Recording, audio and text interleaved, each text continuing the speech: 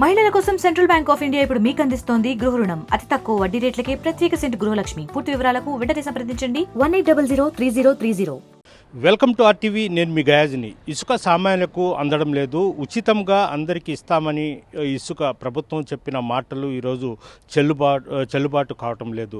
రాష్ట్ర ప్రభుత్వం జూలై 8వ తేదీ నుంచి ఇసుక ఉచితంగా ఇవ్వడానికి అనుమతి ఇచ్చింది. అయితే రాష్ట్ర మైనింగ్ శాఖ మంత్రి కూడా కొల్లు రవీంద్ర కూడా అధికారికంగా ఆయన ప్రకటించడం జరిగింది. ఇందుకు సంబంధించి ఒక జీవోను కూడా విడుదల చేయడం జరిగింది. 2014-2019లో ఎలా అయితే ఇసుక ఉచితంగా దొరుకుతుందో అదేవిధంగా ఉచిత ఇసుక దొరుకుతుందని కూడా అందరూ భావించారు. అయితే దీనికి భిన్నంగా ఉంది. ప్రస్తుతము ఒక టన్ను ఇసుక వచ్చి 350, అదేవిధంగా రవాణా ఛార్జీలు ప్రకటించారు. అదేవిధంగా జీపీఎఫ్ ద్వారా వాహనాలను పంపుతామని కూడా రాష్ట్ర ప్రభుత్వం ప్రకటించింది. అయితే ఇదంతా ఒక కాగితాలకు మాత్రమే పరిమితమైంది.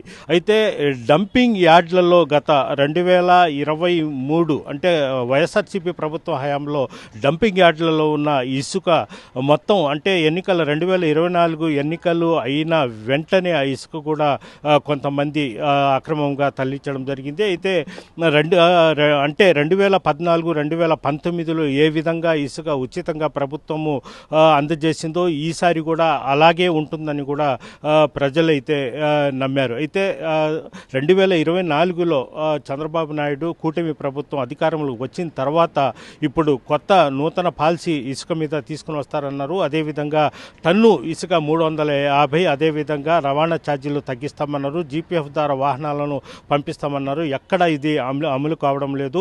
అయితే ఇక్కడంతా జరిగేది తెలుగుదేశం పార్టీ అదేవిధంగా జనసేన పార్టీకి చెందిన కొంతమంది నాయకులు ఇసుక మాఫియాతో చేతులు కలిపి యథాతథంగానే ఈ ఇసుకను అక్రమంగా తరలిస్తున్నారన్న కూడా ఒక విమర్శ అయితే ఉంది. అయితే చంద్రబాబు నాయుడు దీని మీద సీరియస్గా తీసుకున్నప్పటికీ జిల్లా స్థాయిలో ద్వితీయ స్థాయి తెలుగుదేశం పార్టీ నాయకులు అదేవిధంగా కొంతమంది తెలుగుదేశం పార్టీకి చెందిన ఎమ్మెల్యేలు మొత్తం ఇసుక విషయంలో మాత్రము చాలా మాఫియాతో చేతులు కలిపి ఉన్నారని కూడా మనం చెప్పుకోవచ్చు.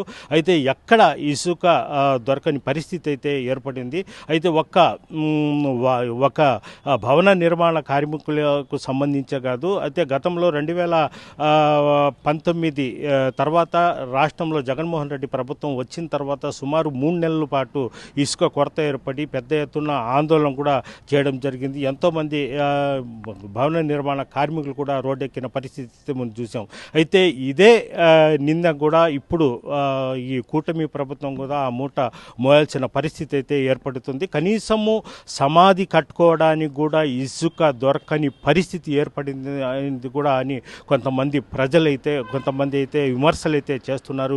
ఇప్పటికైనా చంద్రబాబు నాయుడు కళ్ళు తెరిపి అక్రమంగా తరలిస్తున్న ఇసుకకు బ్రేక్ వేయాలి. అదేవిధంగా తెలుగుదేశం పార్టీ జనసేన పార్టీకి చెందిన కొంతమంది జోక్యం తీసుకొని ఇసుక మాఫియాతో చేతులు కలిపి ఇసుకను అక్రమంగా ఇతర రాష్ట్రాలకు అధిక రేట్లతో అమ్మకాలు జరుపుతున్నారని ఇప్పటికైనా వాటికి బ్రేక్ వేయాలి. లేదంటే జగన్మోహన్ రెడ్డికి పట్టిన పరిస్థితే మళ్ళీ 2000 వచ్చే ఎన్నికల్లో పడుతుందని కూడా ప్రజలైతే ఆరోపిస్తున్నారు, హెచ్చరిక చేస్తున్నారు.